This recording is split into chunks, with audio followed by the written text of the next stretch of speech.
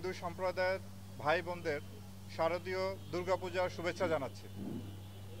আমরা এই দুর্গাপূজার উৎসবটি নিরাপদে নির্বিঘ্নে সুন্দর ও সুষ্ঠুভাবে সম্পূর্ণ করার জন্য আইন শৃঙ্খলা রক্ষাকারী বাহিনীর সকল সদস্য, বাংলাদেশ পুলিশ,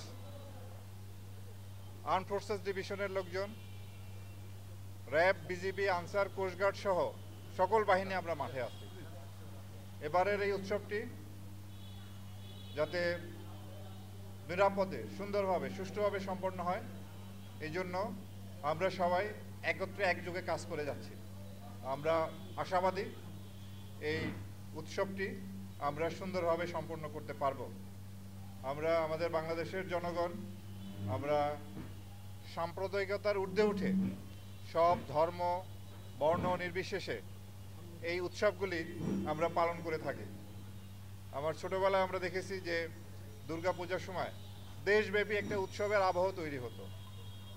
আবার মুসলমানদের ঈদ, খ্রিস্টানদের বড়দিনেও একটা উৎসবমুখর পরিবেশ তৈরি হয়। তা আমরা এই পরিবেশটি, একটি অসাম্প্রদায়িক বাংলাদেশের এই পরিবেশটি সুষ্ঠুভাবে যাতে থাকে, সেই জন্য একযোগে সবাই কাজ করে যাচ্ছে। তো এই পর্যন্ত সব কিছুই ভালোভাবে চলতেছে। শুধু কতিপয় দু একটি বিচ্ছিন্ন ঘটনা সহ এই পর্যন্ত হয়তো সারা দেশে ৮-১০ জায়গায় বিচ্ছিন্ন ক্ষুদ্র কিছু ঘটনা ঘটেছে এবং প্রতিটা ক্ষেত্রেই আমরা আইনানুগ ব্যবস্থা নিয়েছি। আমরা যদি সতর্ক থাকি, বাংলাদেশে এবারে প্রায় ৩১,৫৪৬টি পূজা মণ্ডপে পূজা হতে যাচ্ছে। আমরা যদি সতর্ক থাকি তাহলে আশা করি কোনো ধরনের কোনো দুর্ঘটনা ঘটবে না।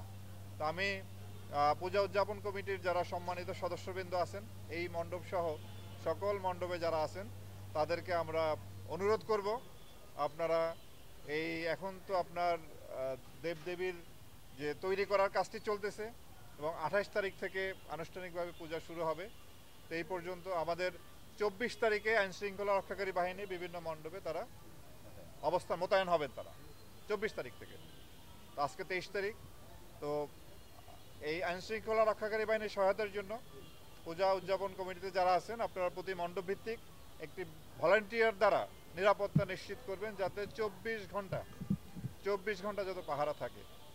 আমরা জানি আমাদের দেশে কিছু কাপুরুষ, অসুস্থ মন মানসিকতার কিছু লোক আছে যারা এই ছোটোখাটো ঘটনাগুলি ঘটায়। আমরা যদি সতর্ক থাকি, এই মণ্ডপে যদি সার্বক্ষণিক পাহারা থাকে, যেখানে যেখানে সুযোগ আছে আমরা যদি সিসিটিভি লাগাই, প্রচুর মানে বৈদ্যুতিক ব্যবস্থা রাখি, রাতের বেলা জেনারেটর যদি রাখি, তাহলে ওই অসুস্থ মন মানসিকতার লোকগুলো এই সুযোগটা পাবে না এবং সুন্দরভাবে আমরা অনুষ্ঠান করতে পারবো। তো কতিপয় অসুস্থ মন মানসিকতার লোক, কতিপয় খারাপ লোক যাতে আমাদের এই উৎসবে কোনো রকম বিঘ্ন ঘটাতে না পারে, এই জন্য আমরা সবসময় সতর্ক থাকব। তো আশা করি এই উৎসবটি সুন্দরভাবে আমরা সম্পন্ন করতে পারব। আপনার সীমান্তবর্তী এলাকায় প্রায় ৭,০০০-এর মতো পূজা মণ্ডপ আছে, যেটার আইন শৃঙ্খলা রক্ষার জন্য বিজিবি মোতায়েন আছে এবং সারা দেশে আমাদের এই ৩৫,০০০ মণ্ডপের মধ্যে অল্প কিছু সংখ্যক মণ্ডপ যেটা ঝুঁকিপূর্ণ বিবেচনা করা হয়েছে এবং ওই ঝুঁকি বিবেচনায় প্রত্যেকটি মণ্ডপই নিরাপত্তার পর্যাপ্ত ব্যবস্থা রাখা হয়। এই সামাজিক যোগাযোগ মাধ্যমে গুজব ছড়িয়ে বিশৃঙ্খলা চেষ্টা করার একটা পায়তারা চলছে, আমরা এটা টের পাচ্ছি। তো আমাদের আইসিটি বিভাগ সহ সবগুলি আইন শৃঙ্খলা রক্ষাকারী বাহিনী এই ব্যাপারে সতর্ক আছি। আমরা সোশ্যাল মিডিয়ার এগুলাকে মনিটর করতেছি এবং এগুলি আমাদের নজরে আসার সাথে সাথে তাৎক্ষণিক ব্যবস্থা নিচ্ছি। আমার আপনাদের প্রতি এটা অনুরোধ থাকবে, সামাজিক যোগাযোগ মাধ্যমে কোনো তথ্য প্রচার হলেই সেটিকে আপনারা বিশ্বাস করবেন না।